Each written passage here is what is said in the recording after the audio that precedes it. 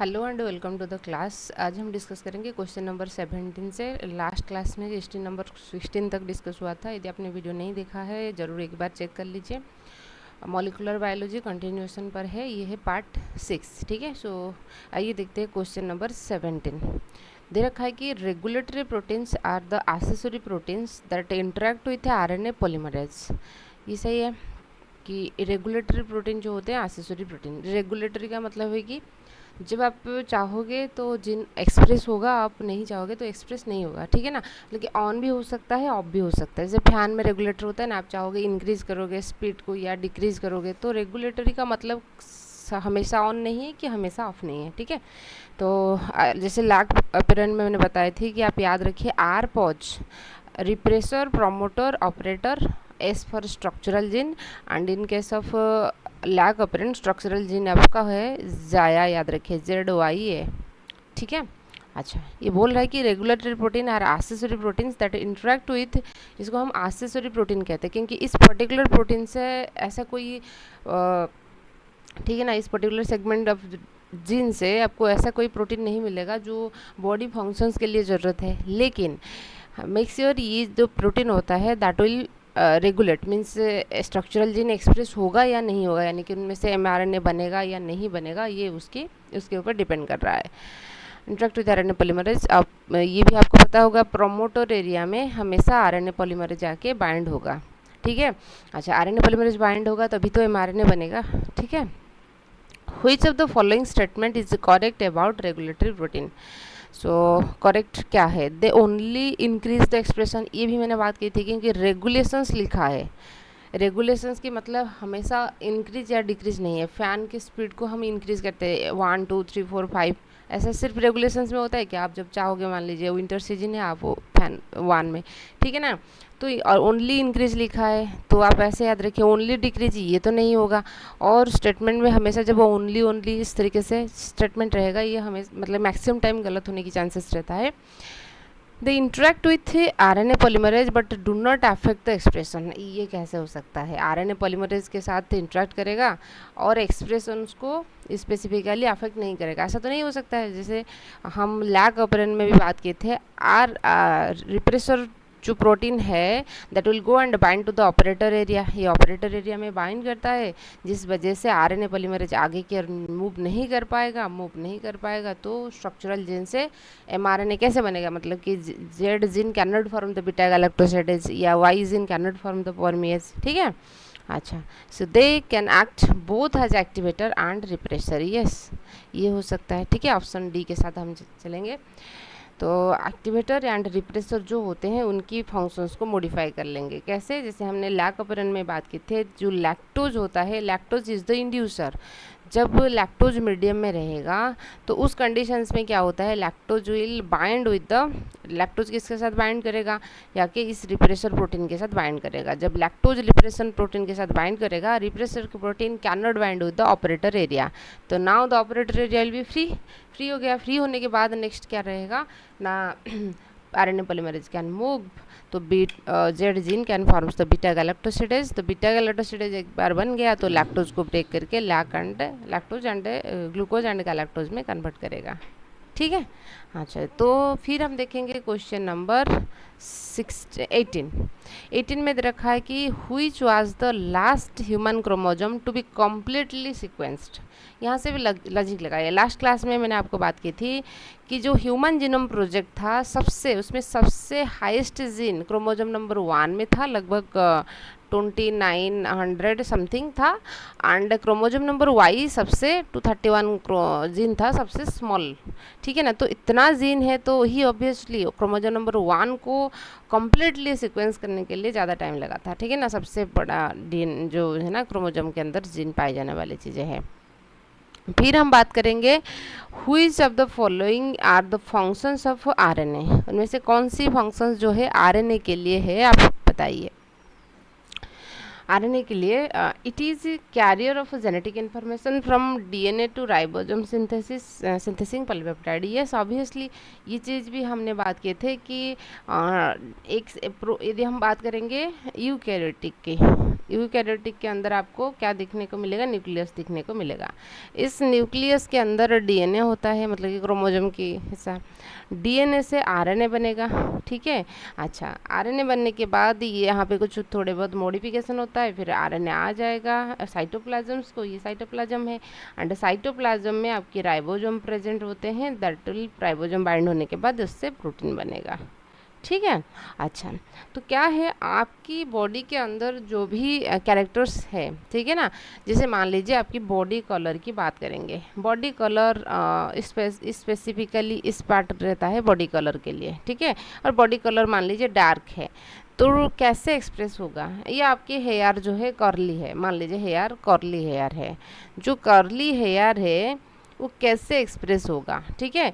तो सब पर्टिकुलरली इस जीन आपके पास प्रेजेंट है, वहाँ से एमआरएनए बनेगा, इस एमआरएनए से जो प्रोटीन बनेगा, तो इस प्रोटीन में आपको सल्फर कंटेनिंग अमीनो एसिड्स, आपको जैसे पता होगा हेयर में केराटिन होता है, keratin protein sulphur containing amino acids ज़्यादा है, तो इसलिए सल्फर जो है इस तरीके से बॉन्ड बना लेता है, जिस वजह से आपके हेयर मैगी नूडल जैसे हो जाता है, ठीक है।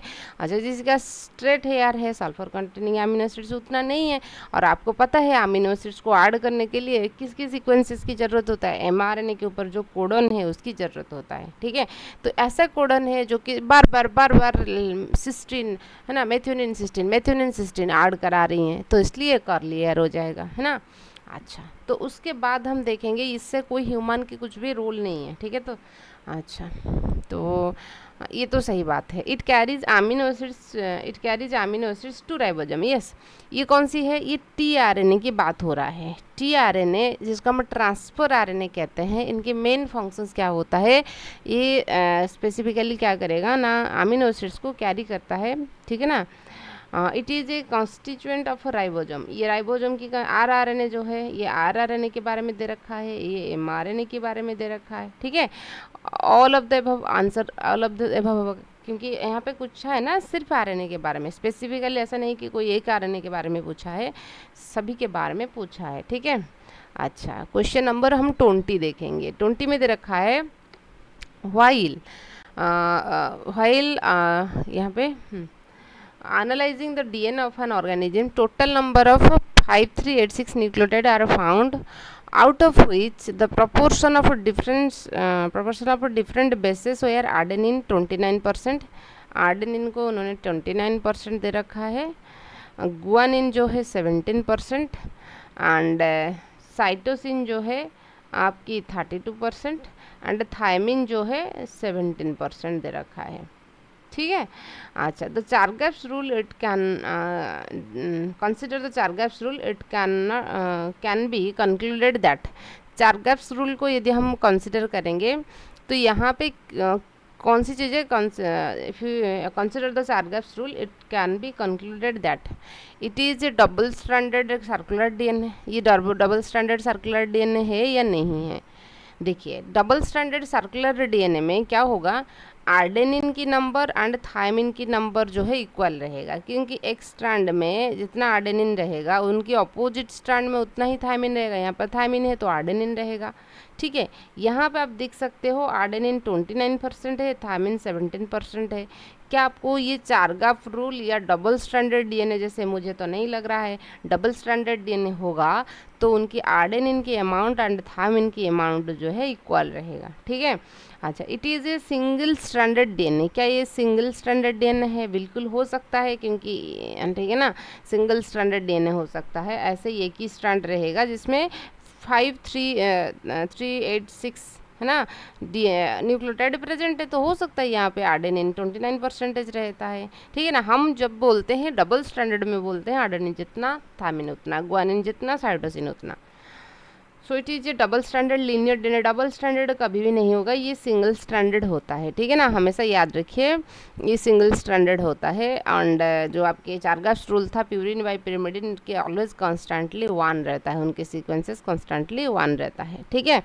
अच्छा, सो चारगैप्स रूल जो रहेगा यहाँ पे मतलब कि उसके अकॉर्डिंग ये तो नहीं है, ठीक है ना। आपको नहीं तो इस तरीके के क्वेश्चन दे देगा और आपको घुमाएगा, समझ रहे हो ना, तो आप बैठ के क्या करोगे, कैलकुलेशन करना स्टार्ट कर लोगे। तो ऐसा नहीं करना है, आपको देखना है कि क्या है, double standard single standard DNA है या नहीं है, उसके बारे में पूछना है, ठीक है। अच्छा, तो फिर उसके बाद देखेंगे in some viruses DNA is synthesized by using RNA as template, ठीक है ना। तो डीएनए इज यूज, डीएनए को हम यूज़ कर रहे हैं आरएनए एज अ टेम्पलेट, मतलब है कि आरएनए से आप डीएनए बनाओगे, ठीक है। इस डीएनए को हम कॉम्प्लीमेंटरी डीएनए कहते हैं या सी डीएनए कहते हैं, क्योंकि देखिए यहाँ पे आरएनए है, आरएनए से डीएनए बन रहा है। नॉर्मली हम पढ़ते हैं कि डीएनए है, डीएनए से आरएनए बनता है ना। अच्छा, तो आरएनए से फिर आपका, तो डीएनए से आरएनए बनना प्रोसेस को हम ट्रांसक्रिप्शन बोलते हैं। तो यहाँ पे जो चीज़ें होगा रिवर्स ट्रांसक्रिप्शन होगा। एंजाइम जो यूज होता है रिवर्स ट्रांसक्रिप्टेज एंजाइम यूज होते हैं। यदि आपने सारे क्लास किए हैं तो ये चीज़ आपको बार बार रिपीट होने की वजह से याद हो रहा होगा, आई होप, ठीक है। याद नहीं है तो फिर भी मैं बता रही हूँ, ठीक है। अच्छा, तो और ये जो डीएनए बनता है, इस डीएनए को सी डीएनए या कॉम्प्लीमेंटरी डीएनए कहते हैं, ठीक है ना, सी डीएनए होगा। If Melson and Stahl experiment is a continue for 4 generation in bacteria, the ratio of N15 and 15-15, 15-14, 14-15 containing the 4th generation would be, तो 4th generations में क्या होगा ये पूछा है, ठीक है। अच्छा, यदि कंटिन्यूशंस में है तो क्या होगा 4th जनरेशंस में पूछा है, देखें। तो थोड़ा हम देख लेंगे, है ना, थोड़ा देख लेंगे कि किस तरीके से नेल्सन स्टार्ल एक्सपेरिमेंट ये बता रही था कि जो डीएनए है उनके रेप्लिकेशंस की मॉडल होता है सेमी कंजर्वेटिव। थोड़ा हम कर लेंगे। देखिए, पहले उन्होंने जो लिए थे N14 था, ठीक है ना, सारा जो डीएनए है N14 था। फर्स्ट हम 14 कर लेंगे, है ना। N14 में सिर्फ 14 लिखूंगी ताकि क्लॉन्जी बहुत ज़्यादा क्लॉन्जी नहीं होगा।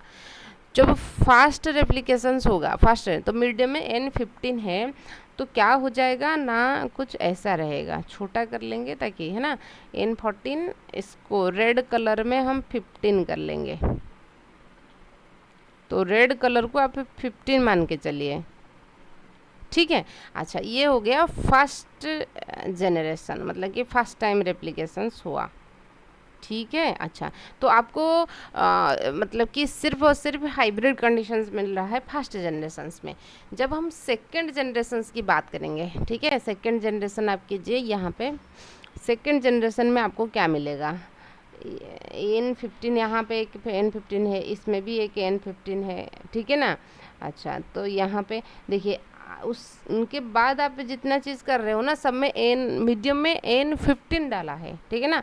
N15 डाला है तो इसका मतलब है कि N15 ही ऐड होगा, ठीक है, इसमें भी N15 ऐड होगा, क्लियर हुआ। N15 ऐड होगा तो ये 15-15 हो गया, यहाँ पे 15-14, यहाँ पे 15-15, यहाँ पे 15-14, ठीक है। यहाँ पे N14, 14-15, यहाँ पे 14, ठीक है। अच्छा, ये आपकी सेकेंड जनरेशन हो गया, सेकेंड जनरेशन। फिर हम थर्ड जनरेशन की करेंगे। थर्ड जनरेशन में यहाँ पे एक N14 वाला आएगा, यहाँ पे एक N14 वाला आएगा, और बाकी आपको सभी में 15-15, यहाँ पे 2 N15 है, ठीक है। अच्छा, मैं स्ट्रैंड को सेपरेट कर लेती हूँ, यहाँ पे भी एक, ठीक है। अच्छा, यहाँ पे भी एक, समझ में आ रहा है नहीं, मतलब कि डबल स्टैंडर्ड डीएनए ये जो है सेमी कंजर्वेटिव है, ये हमने थर्ड जनरेशन में किया।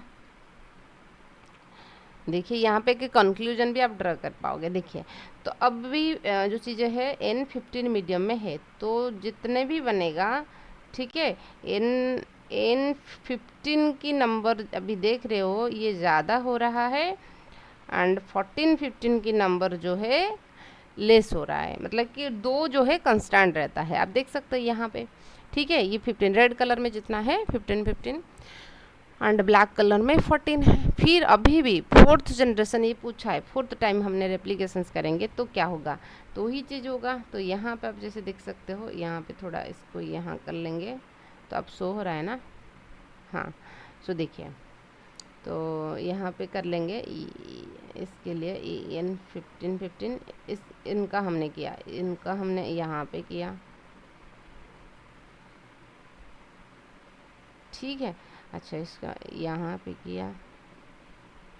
अच्छा, यहाँ पे एक ब्लैक है, मतलब 14 एक है, बाद में कर लेंगे कलर चेंज करने के बाद।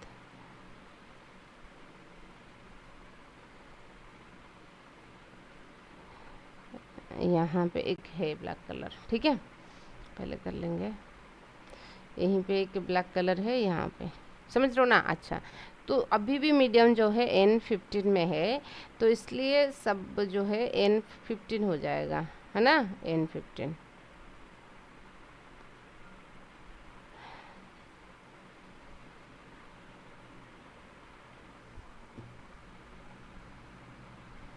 देख सकते हो आप, ठीक है। अच्छा, तो फर्स्ट जनरेशन में आपको 2 हाइब्रिड मिला था। आप यहाँ पे कंक्लूजन ड्रा कीजिए, कलर अलग कर लेते हैं, कंक्लूजन। देखिए, फर्स्ट टाइम जब करोगे 2 हाइब्रिड, हाइब्रिड का मतलब होता है कि 14 15, N14 N15 ये हाइब्रिड मिल रहा था। सेकेंड जनरेशन में भी 2 हाइब्रिड है ना, 50-50 लेकिन हो गया। यहाँ पे 100% था, जितना भी बना था फर्स्ट जनरेशन में सब 100% थे। सेकेंड जनरेशन में कितना हो गया, 50% हो गया। 4 में से 2 हाइब्रिड और 2 N15 है। थर्ड जनरेशन में भी 2 ही मिल रहा है, लेकिन उनकी जो परसेंटेज है, आउट ऑफ 1 2 3 4 5 6 7 8 में से 2 है, तो इसका मतलब है कि 25% है यहाँ पे। 115, मतलब जैसे जैसे जनरेशन इंक्रीज होता रहेगा वैसे वैसे हाइब्रिड की जो परसेंटेज है डिक्रीज होता है, लेकिन नंबर इक्वल रहता है। यहाँ पे भी 2 रहेगा, यहाँ पे आप जैसे देख सकते हो 2 4 है ना, 2 यहाँ पे 2 है, यहाँ पे 4 है, आउट ऑफ 4 2 हो गया, 4 8, आउट ऑफ 8 2 हो गया, तो आउट ऑफ 16 में से 2 हो गया, ठीक है ना, मतलब कि 12% हो गया 16 में से 2। क्लियर हुआ आपको। तो हर एक, तो जैसे जैसे आप आगे की जनरेशन रेप्लिकेशन होता रहेगा, आपको N14 कॉम्बिनेशंस तो नहीं मिलेगा, क्योंकि आप तो ऐसा मीडियम में रेप्लिकेशन करवा रही हूँ जहाँ पे N15 ही अवेलेबल है, 14 नहीं है। तो आड नया जो स्ट्रैंड में 14 कहाँ से ऐड होगा, मतलब है कि आपने इस डीएनए को ऐसा है कि मीडियम में डाला है और यहाँ पे ऐसा न्यूक्लियोटाइड डाला है जिसमें N15 है। तो 15 है, तो जो नया स्ट्रैंड बनेगा उसमें 15 ही रहेगा, 14 कहाँ आएगा, नहीं आएगा। तो इसलिए क्या होता है ना, N14 जो मीडियम है तो ये 15 दे रहा है, तो N14 जो इनिशियल आप जो ले रहे हो वो तो 0 हो जाएगा। जो हम बात करेंगे हाइब्रिड के नंबर कांस्टेंट रहता है और एक जनरेशन, फिर भी हम करेंगे, देखिए ये तो है, ठीक है। नंबर ऑफ नया जनरेशन जो है ये इस तरीके से इंक्रीज हो रहा है, 2 to the power n, मतलब कि पहली बार आपने रेप्लिकेशंस किया, पहला बार रेप्लिकेशंस किया 2, सेकेंड बार किया 4, थर्ड बार किया 8, 2 to the power n, and उसमें जितना रहेगा उनमें जो परसेंटेज है, मतलब कि नंबर जो है हाइब्रिड की, ये 2 रहता है। हम थोड़ा देख लेंगे। हाँ, it means Nelson Stahl experiment N15 दे रखा है, N14 दे रखा है, 14। अच्छा, उन्होंने तो पहले 15 वाला लिए थे, जस्ट उल्टा हम कर लेंगे तो हो जाएगा। ये जो मीडियम है ये वाला, ठीक है। अच्छा, ये एंड हाइब्रिड यहाँ पे 2 तो कहीं पे नहीं है। In male cell strand continue for the generation bacteria generation containing the 4th generation would be 4th generations में क्या होगा, ठीक है। तो 4th जनरेशन ऐसा कोई ऑप्शंस तो नहीं है जहाँ पे 2 आपको मिलेगा। अच्छा, यहाँ पे ऑप्शन ही गलत है, ठीक है ना। यदि हम करेंगे एक तो 4th जनरेशन है, 4th जनरेशन है, तो इसका मतलब है कि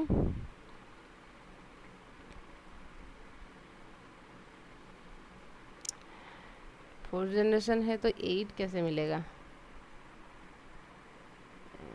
अच्छा, फर्स्ट जनरेशन, ये सेकंड जनरेशन हो गया, थर्ड हो गया, फोर्थ हो गया, ठीक है ना। 1 2 3 4 5 6 7 8 थर्ड जनरेशन पूछना होगा, लेकिन यहाँ पे हमेशा ये जो हाइब्रिड है ना वो तो 2 मिलेगा, ठीक है, तो 2 मिलेगा।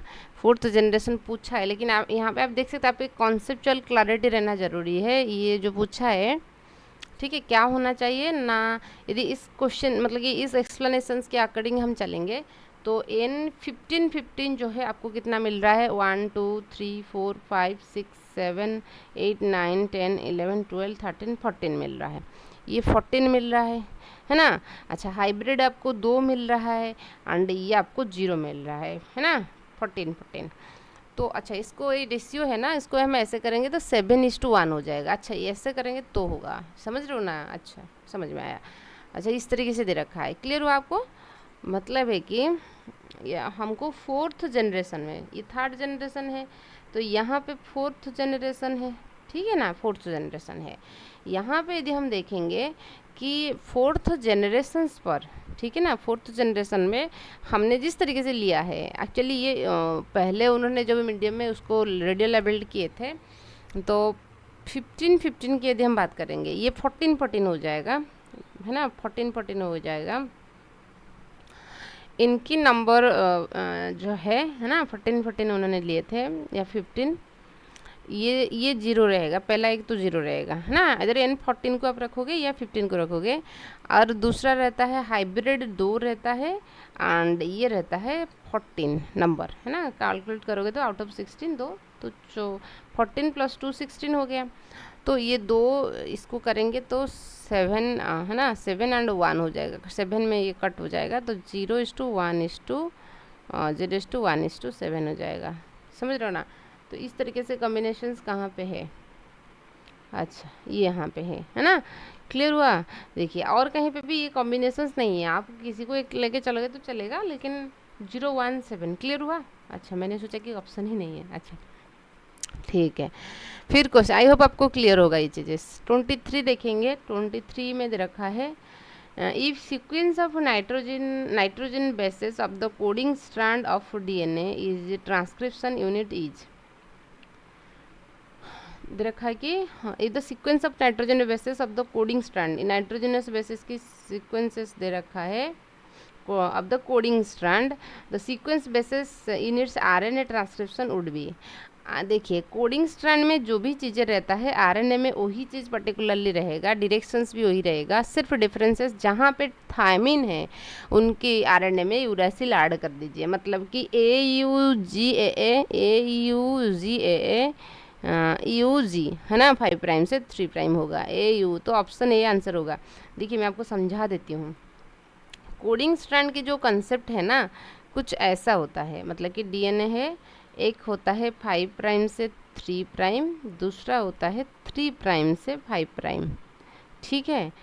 क्या है AT, मतलब कि ATAA कुछ ऐसा था, ATGAATG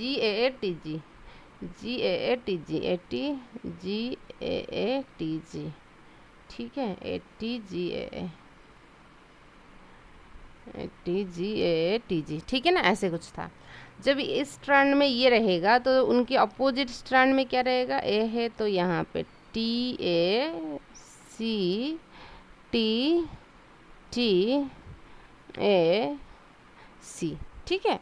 अच्छा, तो मैंने आपको बात की थी कि जो RNA होता है, RNA हमेशा 5 प्राइम, मतलब कि जो नया सिंथेसिस होगा 5 प्राइम से 3 प्राइम होगा, 5 प्राइम से 3 प्राइम होने से तो DNA कौन सी वाला DNA को ये टेम्पलेट के हिसाब से यूज़ करेगा, टेम्पलेट का मतलब उसको दिख कर कॉपी बनाएगा, तो ये 5 से 3 हो रहा है, इसका मतलब कि ये 3 से 5 होना चाहिए, जिसको हम टेम्पलेट DNA कहते हैं, टेम्पलेट DNA कहते हैं, ठीक है। अच्छा, तो टेम्पलेट है तो इसमें क्या होगा, T है तो क्या होगा, A रहेगा, A है तो क्या रहेगा, U रहेगा, मतलब A के बदले में T होना चाहिए था, T ऐड ना होके U ऐड होगा क्योंकि ये RNA है। तो C है तो G, T है तो A, T है तो A एंड A है तो क्या होगा, U होगा, T ऐड नहीं होगा, C है तो G, ठीक है। ये आपकी mRNA है। तो ये टेम्पलेट स्ट्रैंड हो गया, इसको हम नॉन टेम्पलेट स्ट्रैंड कहेंगे। नॉन टेम्पलेट स्ट्रैंड की नाम होता है कोडिंग स्ट्रैंड। कोडिंग स्ट्रैंड हम क्यों कहते हैं, क्योंकि आप थोड़ा फोकस कीजिए इसको, AATT, इस चीज़ को फोकस कीजिए, ATT GAATG AUGAA, मतलब कि थायमिन के प्लेस में बस इतना ही ऐड है और कुछ नहीं है, ठीक है ना। ATGA यहाँ पे AUGA, फिर TG यहाँ पे UG, ठीक है ना। बस डिफरेंसेस ये 2 प्लेस में है और आपको कहीं पे भी डिफरेंसेस देखने को नहीं मिलेगा। तो इसलिए mRNA के अंदर तो कोडन होता है, तो इसलिए जो स्ट्रैंड से DNA, जिस स्ट्रैंड ऑफ DNA से RNA नहीं बन रहा है, हम उसको कोडिंग स्ट्रैंड कहते हैं। जब आपको क्वेश्चन में इस तरीके से पूछ देगा कि कोडिंग स्ट्रैंड की सीक्वेंसेस ये है, अब बताइए RNA में क्या सीक्वेंसेस रहेगा। बस आपको कुछ भी नहीं करनी है, ना तो डायरेक्शन भी चेंज नहीं करनी है, 5 प्राइम से 3 प्राइम, वो भी 5 प्राइम से 3 प्राइम लगानी है। बस आपको करनी क्या है, जहाँ पे थायमिन है यहाँ पे यूरासिल ऐड कर दोगे, बस चीज़ें हो गया, ठीक है। हमने यहाँ पे करके देखा तो आंसर आपकी ये रहेगा, ठीक है ना, पहला वाला रहेगा और कुछ भी नहीं होगा, ठीक है ना। मान लीजिए बोलेगा कि टेम्पलेट स्ट्रैंड की सीक्वेंसेस ये है, तो आरएनए में क्या होगा, मान लीजिए इसको उन्होंने टेम्पलेट बना दिया, तो आरएनए क्या होगा, आपको टेम्पलेट स्ट्रैंड की अपोजिट मतलब कॉम्प्लीमेंटरिटी करनी है। तो ये अभी के लिए ये तो टेम्पलेट है ना, ठीक है, जो 3 प्राइम से 5 प्राइम वाला है अभी के लिए ये टेम्पलेट है। यदि मान लीजिए इसकी स्ट्रैंड दे देगा और पूछेगा आरएनए क्या होगा, तो आप उसको उसकी कॉम्प्लीमेंटरी निकालोगे। लेकिन कोडिंग स्ट्रैंड जब दे रखा होगे, कोई कॉम्प्लीमेंटरिटी चीज़ें निकालने की ज़रूरत नहीं है, डायरेक्टली कर लोगे, ठीक है। अच्छा, फिर हम देखेंगे द 24 नंबर क्वेश्चन देखेंगे। The RNA polymerase hollow enzyme transcribes. RNA polymerase की जो हॉलो एंजाइम्स होता है, तो वो क्या क्या ट्रांसक्राइब करेगा। देखिए RNA पॉलीमरेज के बारे में हम डिस्कस किए थे, RNA पॉलीमरेज एक टॉपिक भी है और चैनल पर है, आप देख सकते हो उसको। देखिए RNA पॉलीमरेज जो है एंजाइम कैसे बनी हुई है, RNA पॉलीमरेज एक हॉलो एंजाइम्स होता है, ठीक है ना। तो उसमें ओमेगा अल्फ़ा 1 है ना, ओमेगा 2 इस तरीके से होता है। जैसे आपको पता होगा एंजाइम्स की एक प्रोटीनियस पार्ट होता है ना, प्रोटीनियस पार्ट होता है, कोर एंजाइम्स पार्ट होता है, उसके साथ साथ कुछ को फैक्टर होता है, ठीक है ना। जो सिग्मा फैक्टर होता है, सिग्मा फैक्टर उनके को फैक्टर होता है। Hollow enzyme and sigma factor उसको सिग्मा फैक्टर उसको आरएनए पॉलीमर प्रोमोटर के साथ बाइंड करने में हेल्प करता है, एंड बाइंड होने के बाद सिग्मा फैक्टर रिलीज हो जाता है, एंड जो कोर एंजाइम रहेगा तो ये उनकी चीज़ें करता है। मतलब हॉलो एंजाइम ये सिग्मा फैक्टर प्लस ये जो चीज़ें हैं उसको मिला के हम हॉलो का मतलब है कि टोटल सब रहेंगे, प्रोटीनियस पार्ट भी रहेगा और एक को फैक्टर वाला पार्ट भी रहेगा, उसको हम हॉलो एंजाइम्स कहते हैं, ठीक है। दे रखा है कि the RNA polymerase holoenzyme transcribe, holoenzyme कौन सी चीज़ों को ट्रांसक्राइब कर रहा है, the promoter structural gene and the terminator region, the promoter and the terminator region, the structural gene and the terminator regions, the structure of gene only. तो RNA polymerase holoenzyme transcribes the structural gene and the terminator gene, ठीक है। क्योंकि promoter regions में promoter तो नहीं होगा, क्यों, promoter area में तो सिग्मा फैक्टर उसको रिकॉग्नाइज करके वहीं पे बाइंड होता है, प्रोमोटर रीजन के भी कोई mRNA तो नहीं बनता है, स्ट्रक्चरल जीन के होता है एंड टर्मिनेटर रीजन्स के भी होगा, ठीक है। तो only enzymes that is capable of catalysing the process, जिसको हम चीज़ें कहते हैं। तो ऑप्शन सी के साथ हम चल सकते हैं, टर्मिनेटर सीक्वेंसेस की भी यहाँ पे चीज़ें होता है। If the base sequences of codon in mRNA is 5 prime AUG, the sequence of tRNA pairing with it must be। तो क्या होगा, देखिए ये छोटी छोटी चीज़ें हैं लेकिन आपको याद रखनी है। ये बोल रहा है यदि mRNA के अंदर, इसको फोकस कीजिए, mRNA के अंदर ये है AUG है, तो tRNA में जो है, mRNA में कोडन है तो tRNA में क्या रहेगा, है ना। tRNA में ये tRNA की एंटीकोडन सीक्वेंसेस है, क्या रहेगा बताया, ठीक है। तो देखिए तो स्पेसिफिकली tRNA में क्या होगा, ये देखेंगे कहाँ गया, हाँ, तो यहाँ पे tRNA में 5 प्राइम से 3 प्राइम ये रखा है ना, 5 प्राइम से 3 प्राइम AUG है, तो A है तो यहाँ पे क्या होगा, ठीक है, U,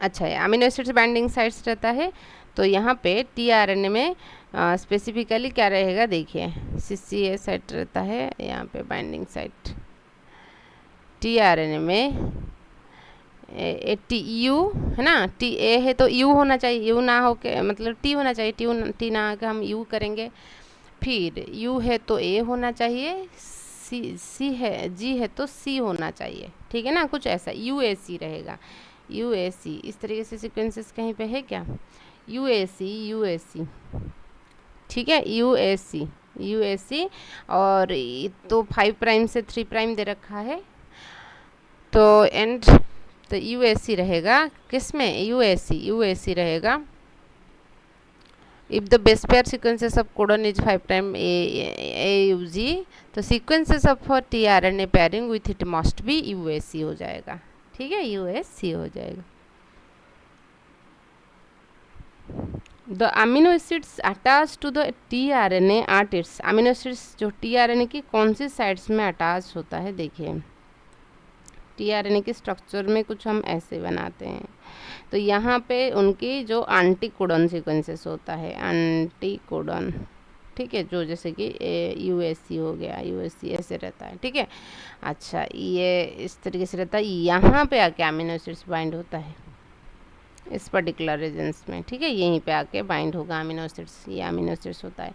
ये पूछा है the amino acids attached to the tRNA at the site hub, कहाँ पे ये बाइंड होता है, तो 3 प्राइम एंड में ये 5 प्राइम होता है, ये 3 प्राइम होता है, जहाँ पे 3 प्राइम एंड में CCA होता है, ठीक है ना, CCA रहता है 3 प्राइम एंड में, तो यहीं पे आके ये बाइंड हो जाएगा। अच्छा, तो उसके बाद हम देखेंगे क्या, हाँ 3 प्राइम एंड में ये हो गया। To initiate translation the mRNA fast bind to, translation पूछा है, ठीक है ना, ट्रांसलेशन मतलब प्रोटीन बनाने वाली बात है। mRNA fast bind to, mRNA कहाँ पे फास्ट बाइंड होगा, स्मॉलर राइबोसोमल सबयूनिट्स के साथ बाइंड होगा, लार्जर नहीं, ठीक है ना, स्मॉलर राइबोसोम सबयूनिट्स कुछ टाइम के बाद लार्जर आके जॉइन होता है। In E coli the lac operon gets switched on when, कब लैक ऑपरेंट ऑन हो जाता है, जब लैक्टोज प्रेजेंट होता है, ठीक है ना, जब लैक्टोज प्रेजेंट होता है तब ऑन होता है। Lactose bind represent to repressor, जाके रिप्रेसर को बाइंड होगा, रिप्रेसर बाइंड्स टू ऑपरेटर, इस तो नहीं है।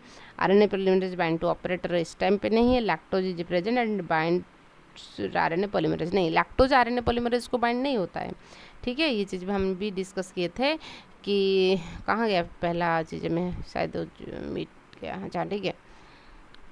तो हमने देखा ये RPOZ ZYA, ठीक है। अच्छा, तो यहाँ पे ये रिप्रेसर प्रोटीन बन रहा था, यहाँ पे ये लैक्टोज आ जाएगा, ठीक है, लैक्टोज एंट्री हुआ, लैक्टोज इसमें बाइंड हो जाएगा, इसको ये उसमें बाइंड करने नहीं देता है, तो RNA पॉलीमरेज मूव हो जाता है, जो चीज़ें चलता है, ठीक है। अच्छा, तो ये हो गया चीज़ें। उसके बाद आई होप ये चीज़ आपका क्लियर हो गया इतना तक, ठीक है। फिर हम देखेंगे 28, इतना तक है ये इस वाला, ठीक है। नेक्स्ट क्लास में हम और एक नया चीज़ों के साथ, मतलब कि इवोल्यूशन के साथ साथ डील करेंगे। तो आज के लिए इतना ही है। तो चैनल पर नया है तो ज़रूर सब्सक्राइब कर लीजिए, एंड आपकी दोस्त के साथ भी शेयर कीजिए, एंड तगड़ा प्रिपरेशन कीजिए, ठीक है ना। जितना क्वेश्चन ज़्यादा करोगे, कॉन्सेप्ट के साथ साथ जितना क्वेश्चन करोगे आपके लिए बेहतरीन रहेगा। एंड इस तरीके से कॉन्सेप्चुअल क्वेश्चन के लिए आप ज़रूर लगे रहिए, ठीक है। So thank you.